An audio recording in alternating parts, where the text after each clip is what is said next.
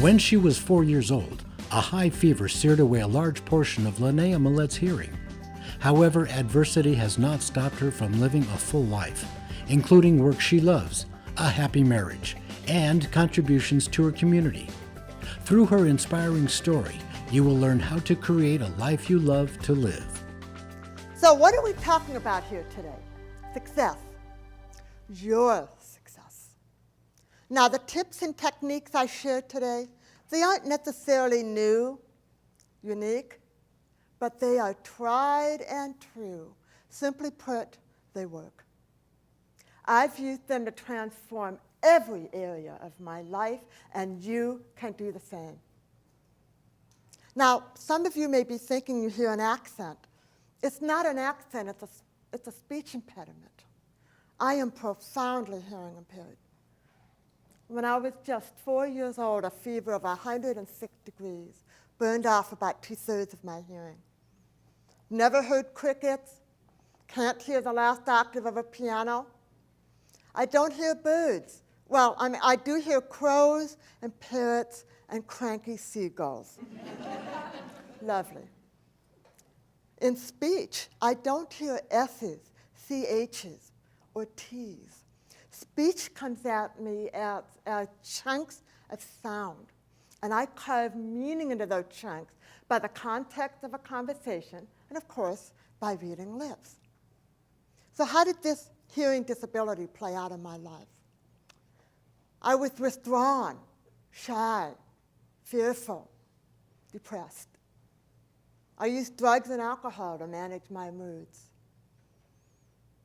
I sheltered myself from the big, bad world by living at home till I was 38 years old. Now, from my perspective, my hearing impairment was the smaller of my challenges. My bigger challenge were my parents. My mom was a lovable alcoholic, and my father chronically depressed. I grew up in an emotional environment of confusion and instability, and a physical environment of sloth. Now, as I'm talking, I see some of you nodding your heads. We're in this one together. Most of us have had a dysfunctional significant other. They could have been well-meaning, right? But they were dysfunctional. That negatively impacted our lives. But enough about me. Let's talk about you and your success. What I'm going to do today is literally take you by the hand and walk you through so you can see, so you can do those things that take your life to the next level. Read my lips. If I can do it, you can do it too.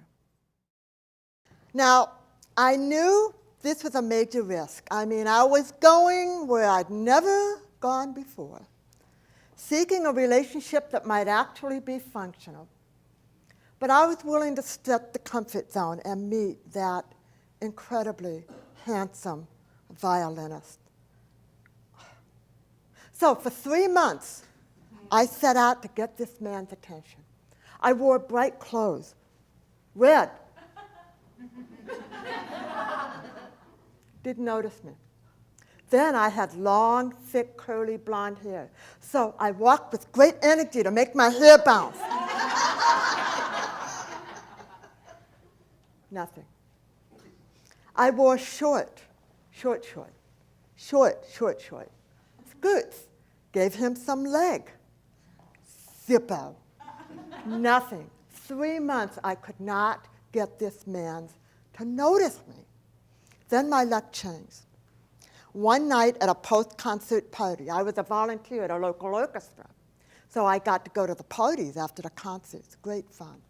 There he was talking to somebody I know. So I took a deep breath and sauntered on over to Brian, my friend, and I said, "Hi, Brian." And he looked at me like a side dish he didn't order. So I ignored him and looked at him, and I almost fainted. Not only was he drop dead gorgeous in a tuxedo, and ladies, what man isn't gorgeous in a tuxedo? He had the color eyes that makes me swoon, green. So I turned to Brian. Brian did the introductions. Linnaea, this is Bruce. Bruce, this is Linnaea. And then he walks away. Brian walks away, leaving me there for a few seconds of awkward silence with a man who's basically been ignoring me for 3 months. He turned to walk away, and then I took my risk tolerance and blew it through the roof. I reached out and touched his shoulder, and I said, Bruce, I have been wanting to talk to you for 3 months. He turns around, his eyebrows shoot up. I think he finally noticed me. And then I said, would you mind going in the kitchen to talk with me? Because I'm hearing impaired, and I won't be able to hear you with all this noise. Talk about laying yourself open. He conceded. We went in the kitchen, we talked for 2 hours. We went out on a date 2 weeks later, and ladies and gentlemen, I'm happy to report we have been together 23 years. Thank you. The moral of this story is nothing great is ever achieved without taking a risk. So, how are you all doing? Are you having fun? Yes. Yeah, learning a lot? Yes. I promise you, you won't be the same after today. And I've saved the best till last, the real meat and potatoes of success. What I'd like you to do is pair up with your partner again, and what you're going to share is a challenge from the past. Something that was an adversity, a blunder, a mistake that you made or somebody else made that had an impact on you, or some chaotic situation. For example, for me, I would share about my 15-year career at UCLA coming to an end when I failed miserably as a team leader. And once you've shared that, I want you to share the outcome for you of having gone through that challenge. What was the outcome? So you each get 2 minutes to share. You ready? Start now.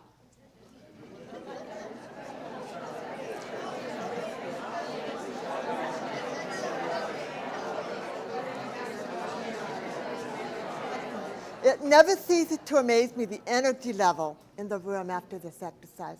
I mean, don't you feel inspired, excited?